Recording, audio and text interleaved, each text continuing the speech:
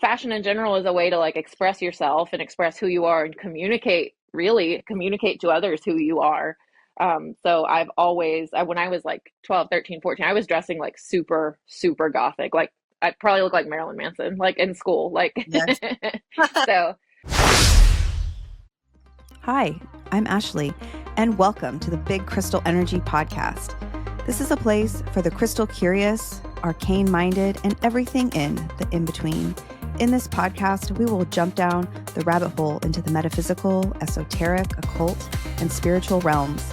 Nothing is off limits.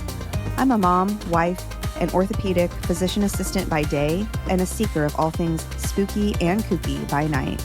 I've spent my entire career in the medical field, but have always felt like there's more out there, and this is where we will explore together.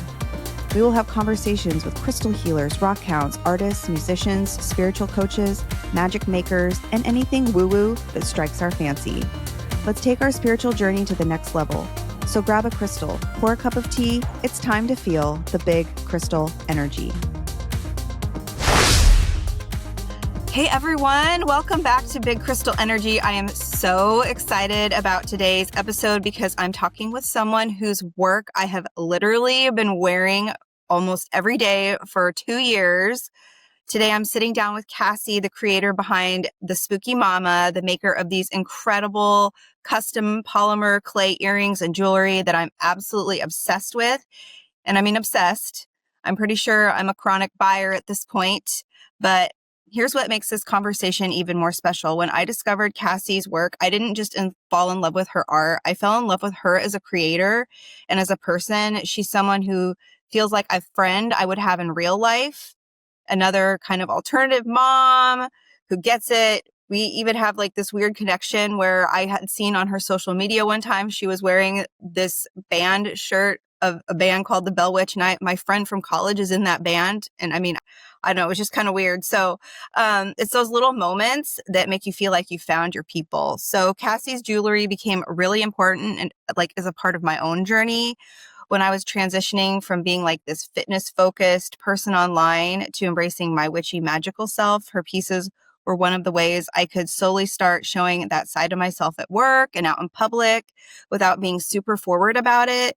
The coffin earrings, the planchettes, the bats, moons, little books, all these symbols I love so much, but I could wear in a way that felt authentic to me. So today we're going to talk about Cassie's journey from starting a blog for alternative moms to becoming a full-time artist. We're going to dive into the magic and creativity, motherhood, identity, our shared love of all things spooky and metal. And with the holidays coming up, we're going to talk about why supporting small businesses and independent creators matters so much. So Cassie, welcome to Big Crystal Energy. hi, thank you.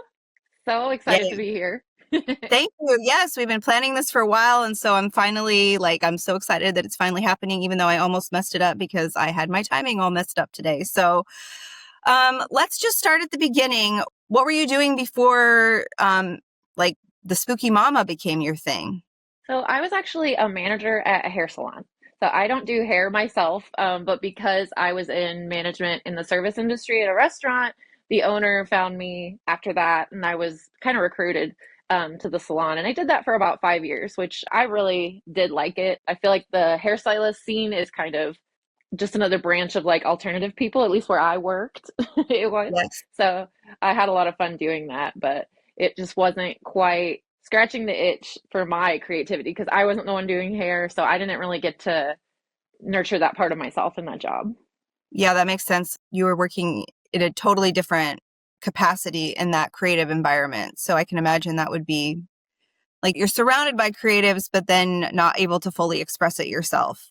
So then Exactly. while you were pregnant, I was reading on your website, while you were pregnant with one of your children, you started to create a space for like more alternative moms. Were you working like in an online space doing that?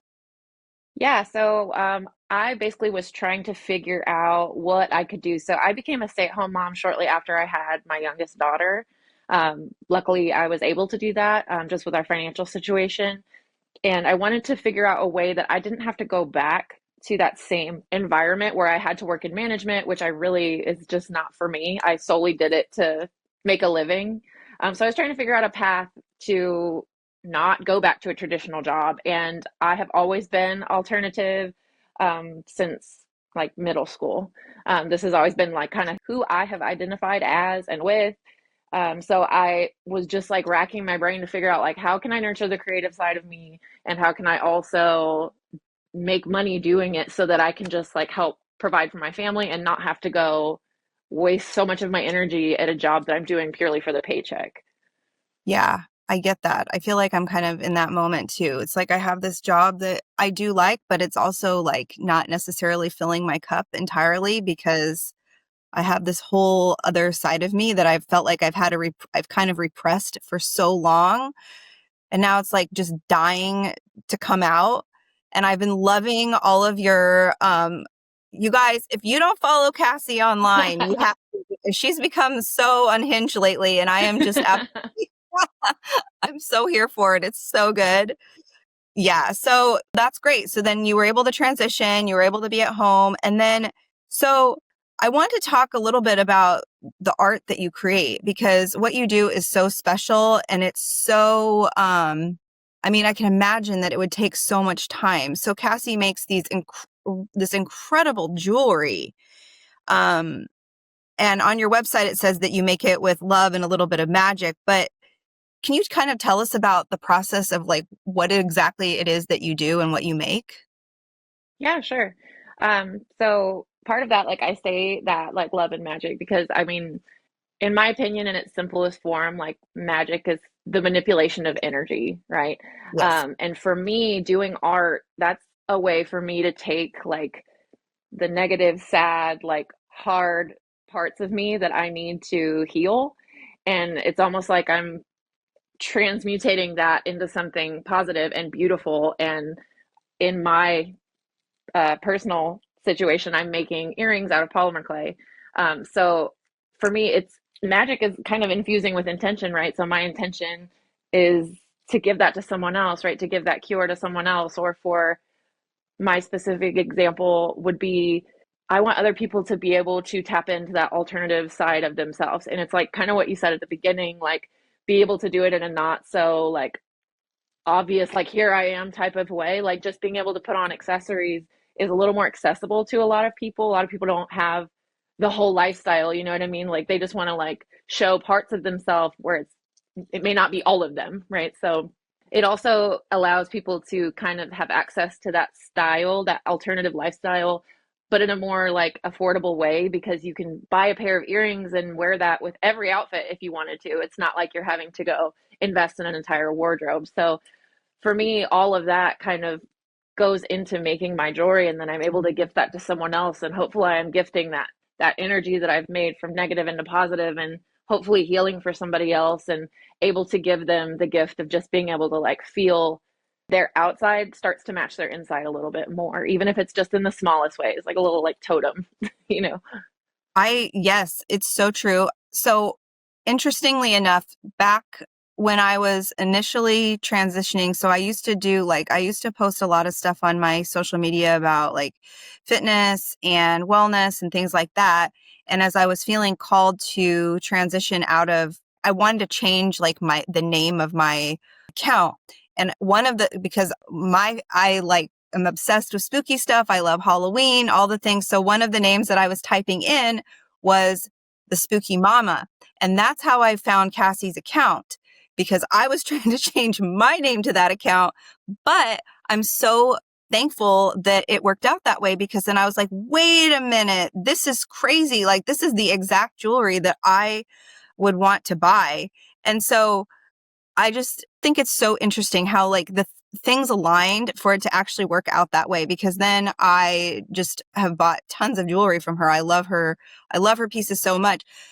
But it is so true. Like it is such an easy way, especially for me. I work in healthcare, so I can easily put on the earrings and the jewelry and I have patients attracted to all my jewelry all the time, but it's not so it comes across a little bit softer than if I was wearing some sort of like,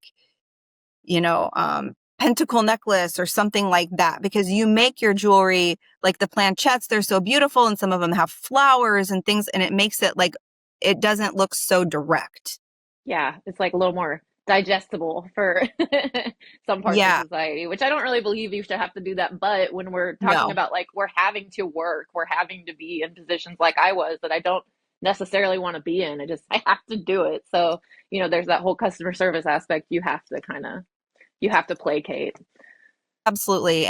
But see, now it's like, I feel like at my job, I've set these little stepping stones. And so now it's like, because I've done these little small things, now I feel like I'm just like so much more out now. I mean, I have like brooms hanging up in my office at little, like little basums hanging up in my office and all these little like crystals everywhere in my office.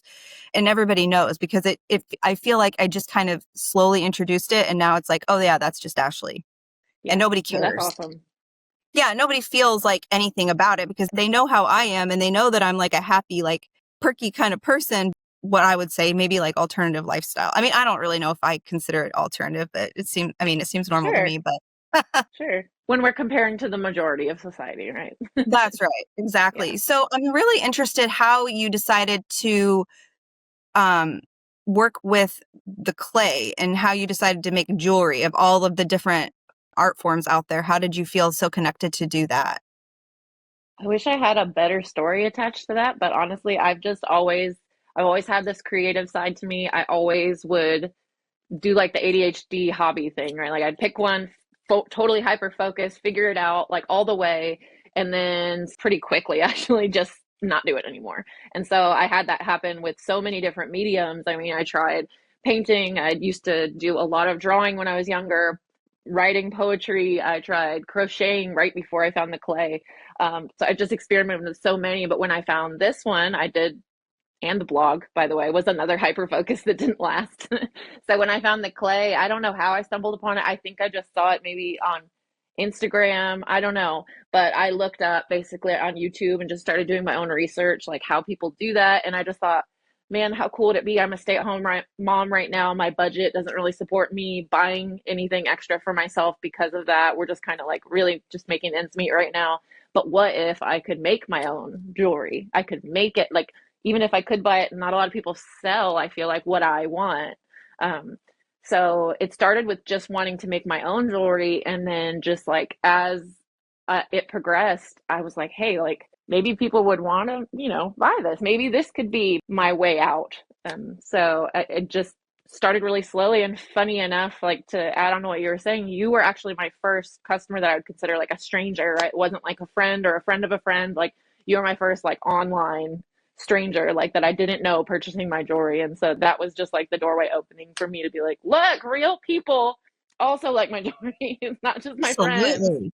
Absolutely. I mean, it looks like it just takes so much the time and the precision that it takes to make. I mean, every piece is its own little work of art. And I think that's what I love about it is that handmade. So every piece is going to be slightly different than the other. So it just feels so special. And your packaging is beautiful. And like, it's like the whole presentation, it's like, it's not just the piece of jewelry. It's literally like a little piece of art. Yeah, it definitely. And I wish more people saw it that way. And unfortunately, that's just not how our society really is. And Yeah. people tend to go to the easier thing or the more inexpensive thing. So I always like when I come across people who can really appreciate like it for what it is, which it is wearable art. That's how I see it. And it truly takes way more time than the stuff we're buying in the stores. Oh, yeah. And I think it's very affordable. I mean, especially considering how much time it has to take to make them. And it's not only a piece of art, it's just high quality. I feel like over the years, you've done so many different collections and different things that goes so well seasonally. And it's like every season, but it's like every season, but like a little bit spooky, which I love. Can you talk a little bit about that, your collections and just like the inspiration behind your art? Sure. Um, yeah, so with the collections, I usually sometimes my brain just like goes into a block. It's part of that like hyper focus thing, like, and doing it around like seasonal things actually helps me stay on track because I'm like, if I can't think of anything else, like, well, this is what time of year it is, like this is what people will be wearing. But I always have the spooky element to it because that's just who I am. I've always been drawn since I was literally like 12 years old, like to just darker, more macabre, different alternative things. I just don't fit in most of society's like box, like the box they try to fit people in. I am not. I'm all the way like out here. Like I don't fit the mold for most people. So I think that fashion in general is a way to like express yourself and express who you are and communicate, really communicate to others who you are. So I've always, when I was like 12, 13, 14, I was dressing like super, super gothic. Like I probably look like Marilyn Manson, like in school. Like, Yes. so that's just kind of evolved as I've gotten older. And I went through the phase when, probably I feel like everyone goes through like in their like mid 20s to 30s, like figuring out like, okay, you try to like fit in the box a little bit because you're working and you're kind of being forced to fit in the box, like because you're dealing with people, at least when you're in like customer service type roles. But then just like I find a lot too that people then end up going right back to where they were because they're like, no, no, this isn't me. This doesn't feel right. And they find a way to blend dealing with society, raising families. Like they find a way to blend it. So yeah, I just love things like that are spooky and cute. Just make me happy. And then I mean, I've also started to explore a lot more into like books in the world of Hmm. like book talk. So my last collection that I did was based around the series Akatar by Sarah Yes. J. Maas. So I think you're going to be seeing a lot more of that coming Love up. it. I've taken quite a bit of a break, but I am getting back to it. I think we'll be doing I more love book related themes. I mean, I'm here for that because I'm a big, big reader. I loved that series. I loved your collection, of course. Um, but yeah, it's true. I mean, I feel very similar to you in that, I've always really been like this, but I felt like I really just, I don't even know that I consciously suppressed it for so long. I think I just got really busy with life and um, work, and I picked like a pretty traditional career path, mostly because I really wanted to be financially independent. I did not want to feel like I had to rely on anyone other than myself for to take care of myself. And so I picked a pretty traditional path and it served me well. But at the same time, I just got really kind of, I don't know if it was depressed or I just felt like I was meant for more. There was something more. And so I really had to go back, right? Like you were saying, we kind of end up kind of reverting back to the way that we were and then re-exploring that. And then it's really opened up so much. And I think a lot of people, if you feel lost, like think back to the person that you've always been, that you've maybe repressed for a long time, and just express it. It's probably not going to be as scary as you think, right? Like, I feel like I thought I would get so much rejection presenting myself in this way. And truth be told, I really don't. Yeah, absolutely. I think especially those that were doing this like at a young age, like probably experience a lot more rejection as a child or like a teenager or whatever. You probably experience a lot more rejection then than you will experience now as an adult. At least like just interacting in the world like physically normally. I mean, I can't online's a crazy place. I don't know about online, but like just being yourself. Yeah, a lot of people are a lot more um accepting, honestly, than what I remember as a kid anyway. Yeah. And I think so. Back to your art. So when you are sitting down, do you kind of think about you kind of think about, like we talked about before, your art is kind of a magical process, right? So, um, I know you work a lot with like the coffins and the Ouija boards and all of those types of things. Do you feel like you're working with like specific energies when you're making that? Or is it just things that you just feel like really authentically drawn to? Yeah, I think for the case of my art, it's definitely just things that I feel authentically drawn to that I feel would resonate with my people. So that just usually ends up being, like I said, if I can't figure anything else out, I fall back to the seasons and just make it spooky. But usually it's coming from a place that it again like communicates to my people, right? This will resonate with my people. Other people who like this when it's not Halloween Yeah, probably are my people. So absolutely. yeah, Because I feel like the Halloween season, it just goes by so fast. And I'm like, well, why do we have to just save it for that one time of year? Why, if we like these things, then let's just extend it out. It doesn't have yeah. to be only for the month of October. Do you have any, like a specific piece or pieces that you have been like really in love with that you've created? Yes. I think if I had to pick one, the one that was truly like my most authentic like piece of art, I made some burning churches, and I also have a tattoo of that. And for me, that just kind of like that kind of speaks to like I guess my spirituality, how I am as a person. It like fully kind of encapsulates my beliefs. I feel like better than any other art could. It's hard to like make art sometimes when you're having to make it into a wearable item. Yes. So that one I feel like I got to put the most of my like personal touch into. Like I could actually express more of an idea when I made that piece. So yeah, that being just the Yeah. I remember seeing unfortunate that. consequences of religion sometimes, organized religion on society sometimes. Did you grow up in a like a religious household, or what is that like for you? Yeah, not super religious. I think that my mom was more, she grew up in a very religious household. So I feel like her natural instinct was, okay, well, this is what I'm supposed to do.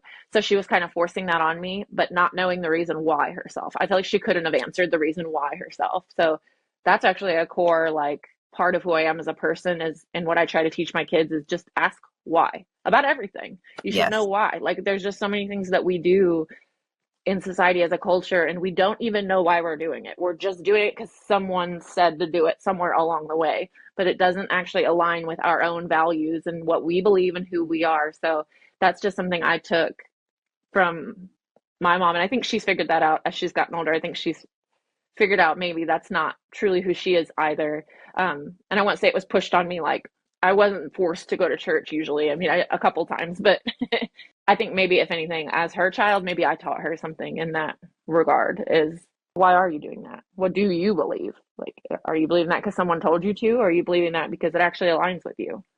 Yeah, and I think, I mean, I know that growing up, I mean, my grandmas were very devout in their faith, and they were beautiful women, and they were not pushy on me in any way. But I mean, I grew up in just like a very like traditional Catholic household, and it never really clicked for me. And and for some reason, it's just been such a block for me to just kind of like say, "Hey, this isn't for me." I think it's cool if that's what you want to do, but why do I have to keep trying to force myself to be a certain way just to try to avoid making other people in my family uncomfortable? I Yeah, mean, so absolutely. that's a lot of it. It's like I can't keep repressing myself just to make other people comfortable because they're not, I mean, if that's truly what they love and they believe that fully in their heart, they're not changing how they are to make me comfortable. Exactly. So, I mean, that's my little soapbox that I've been on lately. No, it's so true. It's so true. And I feel the need to like clarify, like, I don't have any issue with people who practice any kind of religion, who are involved in organized religion. It's just the idea in general of organized religion and what I've personally seen. Like, I just tend to gravitate away from it. But Absolutely. I have no problem against anybody who believe. I will never hold anyone's beliefs like as a way to judge them. Like I feel like I believe fully with my whole heart. Everyone should be able to believe whatever they want. It's their life. They should be able to do whatever they want. And I just feel like we should stay out of everybody else's life. And that's the whole reason I have the burning church tattoo. Is I just feel like it's used to control people, but Abs- that's someone else's beliefs trying to control other people, and everyone should just be in charge of their own self. And I feel like everyone would be happier. Yeah. I mean, I totally 100% agree with that. So, I mean, that was our little tangent there, but I mean, I think it's kind of like a core message a lot of time with this podcast in general. I want people to feel like it's like a safe space to just be yourself. And, we don't all have to have the same beliefs. And that's kind of like the thing that I want people to realize. I'm not here to judge you. Please, try not to judge me too much either. If you do, that's really none of my business anyway. But could you kind of, to get back to your art, could you kind of walk the process of how you even make these beautiful pieces of wearable art? Sure. So polymer clay starts out as actually like a soft, like malleable material. And one thing about it is it imprints fingerprints so easy. So I am like a perfectionist. So that has been the hardest thing for me is working with something that is so easy to like mess up and put fingerprints on. And I know that's like it's handmade as part of it. But for me, like I have had to learn to be so precise and careful. And I'm usually very heavy handed with things that I do. And with this, it's like learning to be very light and delicate. But basically, you shape it, you have to condition it first, like traditional clay, and then it becomes a little more workable. A lot of people like me, I use a pasta machine actually to help condition it. And then you kind of work it into whatever shapes you want to do. And as I've kind of progressed in my business, I eventually got a 3D printer because a lot of polymer clay artists use cutters. They're like cookie cutters that it lets you pick like put the base shape on there, and then you kind of build on top of that more 3D if you want. But for the 3D printer, when I got that, it allowed me a whole new avenue for creativity because now I don't have to choose from other people's cutters. Like I can actually like fully design my own now. So that opened up a whole new door for me. But yeah, you can mold them, shape them, and then you actually bake them like in an oven. And that's what hardens them. It actually activates the polymer clay and it becomes like it's a plastic, really. It's like a vinyl. It's kind of flexible. I mean, I wouldn't recommend ever trying to like break it or like, fold your earrings. They're not meant to do that, but they are very durable. And that's kind of how that works. Yeah, and I can attest to them being very durable because I travel a lot and I travel with Cassie's jewelry a lot, and I've never had any pieces break. I mean, I try to travel with it, and I try to keep them safe, but even still, like sometimes, the airports, they toss your bags around and everything, and I've never had anything break. So, it is very, very durable. And I love that. And it feels like even some of these pieces that I've worn a lot over the past couple of years, like they still look brand new. So it lasts, like it doesn't like wear out or anything. Yeah. No, that's awesome to hear. I'm super rough with mine, obviously. Like I'm not gonna be super careful because I make them, but yeah, I'm super rough with mine. I throw them all together when I'm traveling, and yeah, the only elements that you ever really probably have to worry about is like the flowers and stuff that is like adhered and attached to it, like in this 3D. But any of the more flat stuff, like it can take a lot of abuse. Yeah, I would imagine that it takes a lot of time to put some of these pieces together.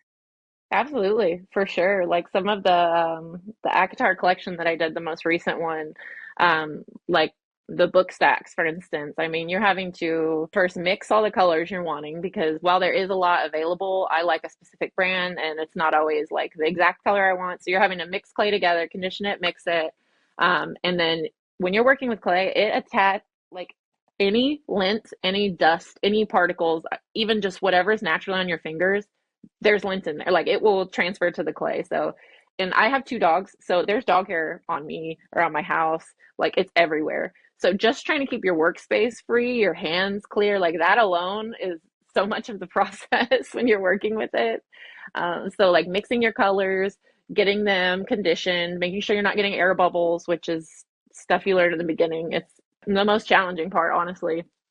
um, and then shaping them how you want. And then when like the flowers, like that's actually taking like a circle and then molding that into what you want it to be. So I mean, like the book stacks specifically, like those take a few hours just to make them in their raw form. And then yeah, you've got to bake them for like an hour, and then from there, anything that needs to be like finished, like sanded or smoothed, or things that have like beads attached to them. Like you've got to kind of do that afterwards and then attach the findings. When you're baking on a tile like I do, there's like unwanted shine on some of them. So you got to get that removed. So it is definitely a long process. It is a labor of love for sure. And that's why the prices aren't what you're going to find on Temu or Shein because No. it does take hours to make this stuff. Oh my gosh, I'm just thinking about the precision and the patience. And I mean, I think that's where someone, I don't know if you've alluded to it in this episode a little bit about ADHD, but I see that. I mean, I have my husband and my son both have ADHD, and I see that it's like that you can go into these like hyper like fixation modes and like just make all this stuff where like for me, I could not hyperfixate on something like that. I don't know. Like, I just think it's so cool that you're able to take that to do what you do. I mean, it's so time intensive and there's just so many tiny details. And it just, to me, it just feels like a lot. So I think it's just absolutely amazing and magical that people can sit down and do that. Yeah, and I mean that's the artist in me too. I mean that fills my cup. Like art fills my cup, and the ADHD part of me is medicated, number one. But also, when I am working, part of the thing that I love doing this for a job is like I don't have to just sit here in silence and do that. I can listen to my podcast. I can listen to an audiobook. I oftentimes put up my iPad and watch stuff on Netflix or whatever. So like it is a multitasking Yeah. event always because yeah, if I had to do this in silence or like do this with nothing else, I definitely couldn't do that either. But yeah, that the ADHD sometimes helps and it sometimes hurts. I see that at my house all the time. I wish my husband would medicate himself. I keep trying to tell him, I'm like, if you would just have a little something, you would probably not be so discombobulated all the time. But, he's like, no, I think people get scared too because they are so used to living and being a certain way that it's kind of like feels scary for them to change their way. I'm like, I don't think it's going to probably be as dramatic as you think, but maybe it would be. But to each their own, and that's his life journey. And, but so I also just want to talk a little bit about this episode is going to air during the holiday season. And I am a huge, huge supporter of small businesses. I try to do almost all of my holiday shopping with small businesses because number one, your experience is going to be so much more personalized. You're going to get such higher quality products. You're really supporting people like Cassie that are like pouring their heart and soul into what they do. So, can you speak to a little bit about like, your small business and, what it means to have people support you? Yeah, for sure. I mean, if you're shopping at any kind of big business, like those people don't need your money. Like when you shop with any like small business or a creator, like I don't think people realize like when I get an order on my phone, I do like a happy dance like every time. Like it's super like you're actually connecting with a real person. There's a real person that is handling all of your stuff or a very small amount of people that are handling that stuff. And I mean, if you've ordered through me before, which I know your name, like I remember your name when I see like repeat customers come back, which is by the way, the biggest compliment like I could ever get as an artist is when someone comes back. So not just the first time, like they liked it enough, it resonated with them, but the second time, I'm like, you liked it enough to take it home, try it out, wear it on your body, and you want more. So yeah, like we're real people. Like that money that comes in allows us to go grocery shopping that week. It might allow us the difference between can my daughter enroll in gymnastics or not? Am I going to just have to stick to that bare minimum? And for me personally, like that, any order I get is someone supporting me on my journey to follow my dreams. It's supporting me not have to go back to a job that I hate, and it's allowing me to fill my cup and then hopefully provide that to other people. And when you hear a story behind someone and why they do what they do, hopefully that makes more sense because nobody has that story at Target or at Walmart or like the stuff that they're making. It's for money, that's pretty much the long and short of it. It's for money. And then small creators, we're doing it because we love it. We're doing it for like there's a bigger reason usually. And unfortunately, a lot of places like Shein and Temu for sure steal from artists all the time. They steal designs and then they sell it dirt cheap, like in a way that we cannot compete with. So it puts artists out of business. Like it's happened so much in the last year, like the last maybe even close to 2 years at this point. I'm personally feeling the effects too of just like everyone's sales have just like totally taken a nosedive because we just can't compete with some of the stuff they're offering for like nothing, basically, because they can mass produce it and it's not handmade. Yeah. I mean, and I don't know. I can't even bring myself to look at those websites. I know people like have ordered stuff and then it comes and it's like absolutely nothing like what you think it's going to be. Like you Mm-hmm. think that you're going to get like a denim jacket, but then it's like the print of denim on some sort of like crappy Yeah. garbage material. And I always think too about like the people that are in these like facilities cranking out all this stuff and how they're probably getting so underpaid. And I don't know. It's so nice to support small businesses and people that truly are passionate about what they do. I know you have other repeat customers. I saw, I don't know, was it earlier this year? There was one gal that was like wearing a different piece of your jewelry every day for like a month or something like that. Yes, she did it actually last October. Like she did it Was for it the full already month of last October? October. Oh my Yes, gosh. I Time know, flies. time's flying. I love her. She's another one like you. Like she's just one of my like super regulars. Like we stay in touch on social media. Like it's become more, and that's like a good thing about social media too, is like if this were prior to social media, I don't think I'd have the same connection with the people that actually support me and buy from me. But like because I do, the ones that actually like make me like make it known that like they bought something online, we actually usually develop some sort of connection online because we resonate our beliefs, our ideas, who we are. Like it, we usually just end up being kind of on the same page, and these people become my friends. Like Right. you, like her. Like Yes. I love you guys. Like y'all are awesome, and it's more than just Mm-hmm. buying from me as a small business. It's just it's hard to explain, but yeah, it's. I wish people knew the power of Yeah. like yeah. I wish people knew how much power they actually have when they choose where their money goes.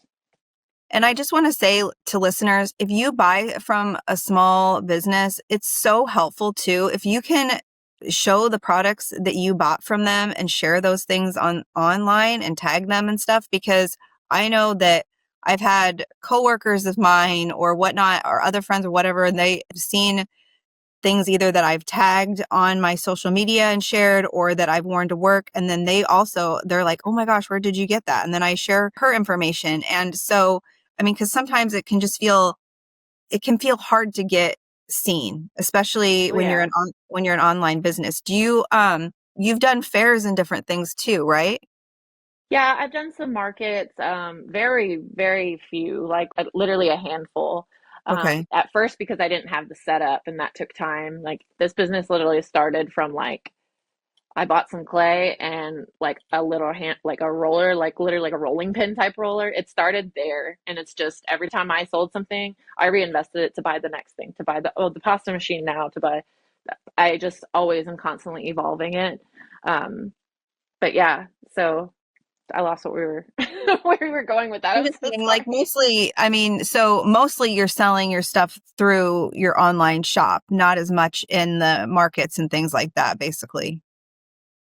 Social media, like it's just this huge abyss, basically. So Yes. yeah, people that are like operating online, like it is very, very hard. That is the biggest challenge I feel like is to get seen and to get that first order. Like it's just that takes so much buildup and effort because it is near. And I know too from just being in the digital space as well, because I've almost solely focused on promoting myself online and not paying for it because again that's just not been in the budget. Like so I literally just self promote, like I'm just doing my own videos and then pushing out my products that way. So that is the hardest thing, is to get seen. And the fact that to be a small business now, you also have to be a photographer and a videographer and a content creator, and like Lot. you're doing it all. No matter what you're selling, you are still having to do that stuff. I totally get that. I mean, I know even like with this podcast, I'm always trying to figure out like, how do I get my message in the ears of people that would actually want to hear it? It is so hard. And it's just like you said, it's this constant, like, this constant creation. And for me, sometimes it can feel very challenging because I have been in such this like very traditional, like medical field. Um, and I just haven't allowed myself to express myself creatively for a very long time. And so then to try to figure out how to like make videos and edit them. And sometimes I'll get an idea, but then I just get so overwhelmed by even how I could make that work that I just won't even do it. So And the amount of time, yeah. I've been very impressed with all of your stuff lately. I'm like, gosh, how does she even edit that? Like, that's why I was like, where do you edit all your videos? How do you even know how to do Girl, just like literally trial and error for the last 4 years, just lots and lots of trial and error. Because from the beginning, I have basically, whether I owned the title or not, I've been a content creator since I started my business because I had to be. Because in order to operate online, because I didn't have the setup to go to markets, like I have had to promote myself and figure it out just slowly over time. But yeah, it may surprise people that I just only use the apps that I'm working in. So like whether it be Instagram, and Instagram's where I've done most of it. I've only recently started branching out and really putting effort into my TikTok because there's just a bigger, I feel like, opportunity maybe there on TikTok, but it's just totally a different vibe. It's a different everything. But I just edit within the apps, and yeah, it takes a ton of time. It And does take yeah, a that hyper fixation part of me does. It helps. It helps for sure that I can like get on something and like it's awesome, but at the same time, it can become a problem because I let it get in the way of my other responsibilities. Like, oh wait, I have kids. Like, yeah, I got to do all these that other can be a things. challenge. It is. I mean, I think a lot of people talk about having this like this balance of like, how do you do all these different things? And I'm like, honestly, there is no balance. It's just like, today I know I need to get these certain tasks done, and tomorrow I need to get these certain tasks done, and tonight we got this going on with the kids, and it's like literally full chaos at all Yeah. times. Absolutely, for sure. I thrive in that, I guess. So I guess I do too. I like Yeah. some of your like video blogs that you've done of like just a day in the life. Like it's just so nice to see the behind the scenes of what people actually do, because it just makes it feel like the person, the creator behind what you're buying is they're a real person too. Yeah, absolutely. And that's hard to sometimes get across through a screen. So, and you'd be surprised maybe like there's some people that think like, oh, like what are you doing now that I started kind of branching off into, like I said, I'm going to be posting art still too. I mean, I'm still doing my business, but at the same time, like I've really been focused on the me aspect of it and the like who I am and connecting with that and that getting that across and just trying to be light. Like in these times, like right now, things are so heavy and so stressful, and I literally have to turn off the ability to see news a lot because All I the my mental space cannot take it. So time. me being like unhinged, it increases every day because I'm like, if I can like make someone laugh today, like then good because I am depending on that from other people right now. And so that's been like filling my cup too. There's definitely a creative aspect in Love that it. too. Do you feel like in this world of like social media and things, do you feel like it's hard to be seen? Like, do you have a hard time sometimes putting yourself out there in that way? Does it feel like vulnerable? Do you worry about what other people think or judgment? Or are you kind of in this space where I'm like, F it, I'm just going to go for it? It definitely was at first. It was very scary. Like it still is sometimes. But I will say, like, now that I've been doing it like consistently every day, multiple times a day for probably like 3 months now, like it's a lot less. Like it just, I've tapped back into that like part of me that wasn't so traumatized by the world. Like I didn't have all those experiences that made me have the anxieties and the fears that I do. And I'm tapping back into that person who was 14 and literally did think, fuck it, like I do not care like what anybody thinks about me. And that's kind of where I've come back to finally. Like we're full circle back into, you know what? If you don't like it, scroll away. Like you have that ability and I have the ability to just be who I am. And I've gotten confident in the fact that my people who do appreciate that will find me. And Absolutely. it may take a while, but once you've got them, you got them. Like once you That's right. found them, you found them. So yeah, Absolutely. it's scary at first, but then the reward you get definitely outweighs the fear, the payoff, and the like. Just doing it, and you just feel like, wow, I was genuinely, authentically myself today, Yes. regardless of what anyone thought. I love it. It's so important, I think, and especially as we get older and we want to be, I personally like I want to be an example to my kids of someone that is comfortable and like confident and just like in who I am. And I'm just genuinely every day just I'm mom, but I'm also like this person that does all these different things. And I got frustrated because I felt like I had lost my identity kind of for a long time.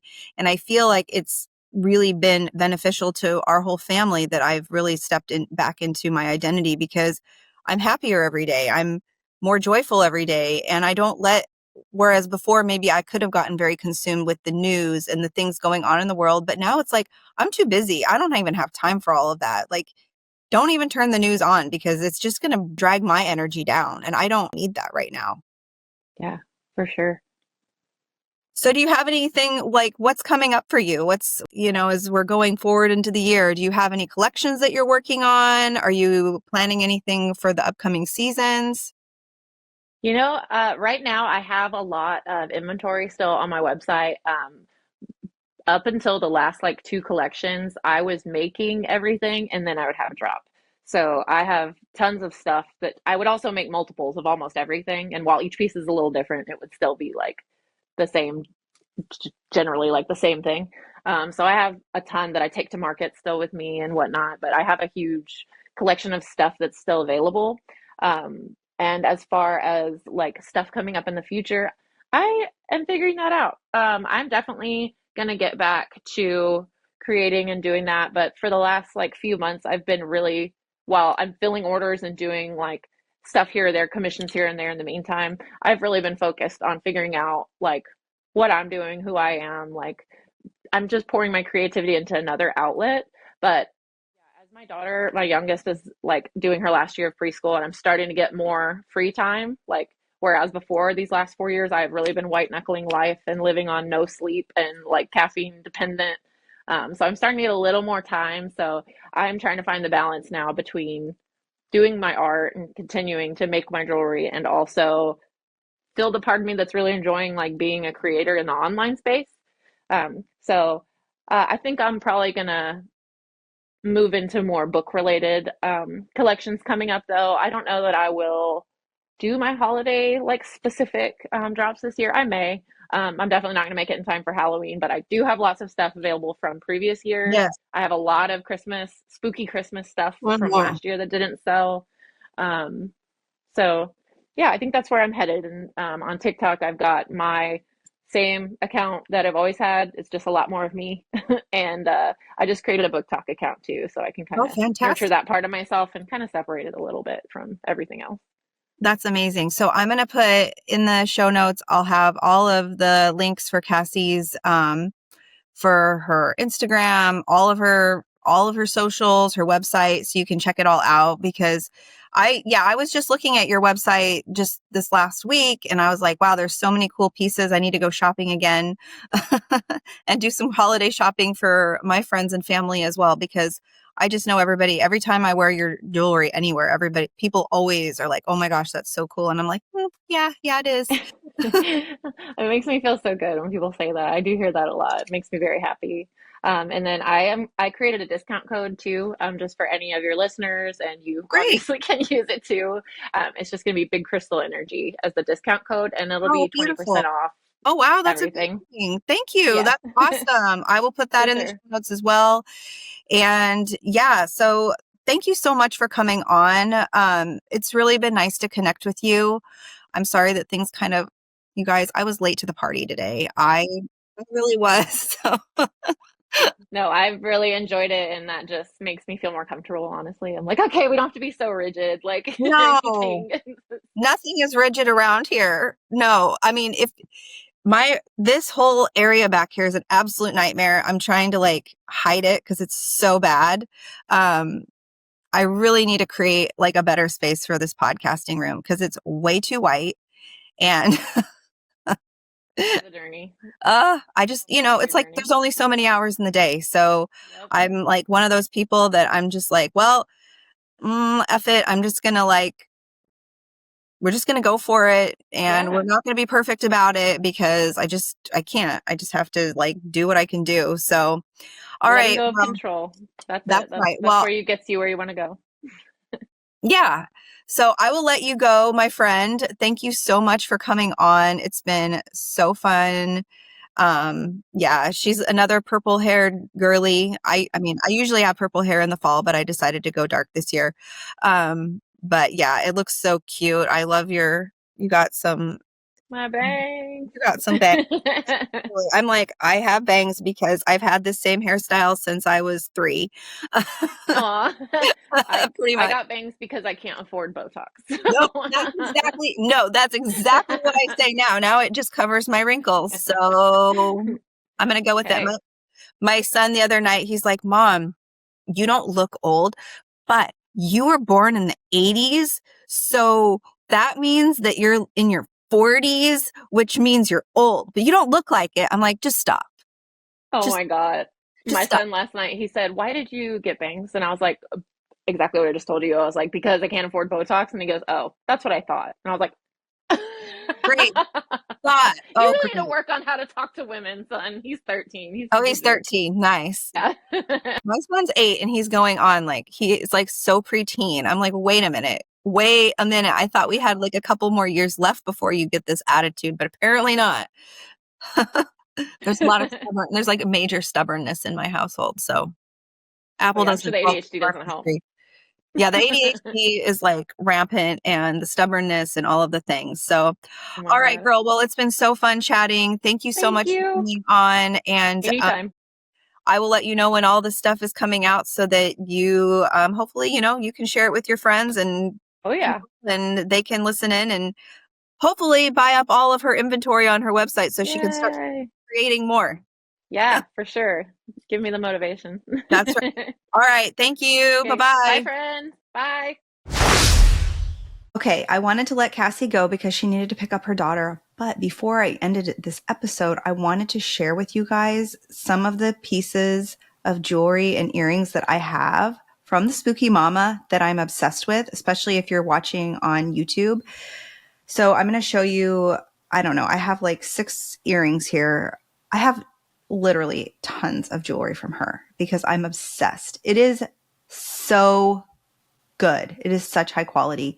You guys, I am just a huge fan of Cassie and her work. I really am. And that's why I wanted to bring her on the podcast because she is someone that is, I just feel like she's so much like me in the fact that she's just living her life, like living in her truth. She's a creative. She just shows up as who she is. And I think that is so cool, especially now in a time when it seems at times scary to just be ourselves. And I just love that she is fully her. So you have to go follow her at the Spooky Mama on Instagram. And I think she's on TikTok and all the places. And her website is thespookymama.com. I'll link everything in the show notes. But just to do a quick rundown of some of the earrings that I have. So this is one of my favorite pieces. It is a planchette and it has these gorgeous roses on it. Look at all the detail on that. Absolutely insane. Love these. I wear these earrings all the time. And I think it's cool because a lot of people will see it and they just think that it's really cool with the roses, the flowers, but they don't really realize that it's actually a Ouija board planchette. So I think it's fun that I can wear things to work that look beautiful, but they also have that kind of spooky side to them. And you know how people feel about Ouija boards. Some people are just like totally freaked out by them. And here I am wearing a Ouija board planchette and it's beautiful and it's not spooky and it's not causing any kind of problem. So those are a pair that I'm obsessed with. This is another piece that I wear all the time. It's kind of like the witchy hands with the crystal ball in the eye and then these little dangles. When I wear these earrings, I feel so magical. This moon, look how beautiful this little moon is. It's kind of like this burgundy color. It's got so many details. The gold, oh my gosh, so pretty. So pretty. And I've traveled with these a lot and they're very sturdy. I have a little jewelry bag that I put them in, of course. I'm not just like throwing them in with my luggage, but they're very sturdy. These death moth earrings, so gorgeous. Love these. This is similar to the other crystal ball, the black one, but I like the purple one too. Depending on what you're wearing that day. And then this is from her A Court of Thorn and Roses collection. The book, look how cute that is. The book, the color, the details, absolutely love. I mean, it truly is a little work of art on each piece. So I don't know, you guys. If you're not on board with Cassie and her art, there's something wrong with you. I'll be honest. Anyway, thank you so much to Cassie for being here today. Honestly, this conversation was everything I hoped it would be and more. If you couldn't tell, I genuinely love her work and I love supporting her as a creator. And as we head into, or we are in the middle of this, like a busy holiday season, I want to encourage you all to think about where your money is going. When you buy from someone like Cassie, you're not just getting a product, you're supporting someone's dream, their family, their ability to create magic in the world. Every purchase from a small business is a vote for more creativity, more authenticity, more people being able to do what they love. Cassie's work has been such a meaningful part of my journey into embracing my witchy, spooky self. Maybe her pieces will speak to you too, or maybe this conversation will inspire you to find your own small creators to support. Either way, I hope this episode reminded you that there are real people behind the things we buy and that choosing to support them matters. All of Cassie's links will be in the show notes. Like she mentioned before, if you go to her website and type in the code Big Crystal Energy, you'll get 20% off. I mean, that's a huge savings. And if you love this episode, please share it with someone who would appreciate Cassie's work or needs a reminder to shop small this season. And as always, if you want to support Big Crystal Energy, you can always share my episodes on social media. You can review and you can rate the show. That always helps me so much. And thank you for being here. Thank you for being part of this community. And thank you for supporting magic makers like Cassie. And until next time, keep your energy big and your crystals charged. Bye. Thank you so much for jumping down the rabbit hole with me. If you connected with this episode in any way, I would love it if you could share it with a friend. Also, please tag me on social media. I'm at mystical.mama.ash or at Big Crystal Energy Podcast, mostly on Instagram. It helps so much getting my episodes out there and finding more magical, kooky, and spooky friends. Sending you all Big Crystal Energy. Cheers!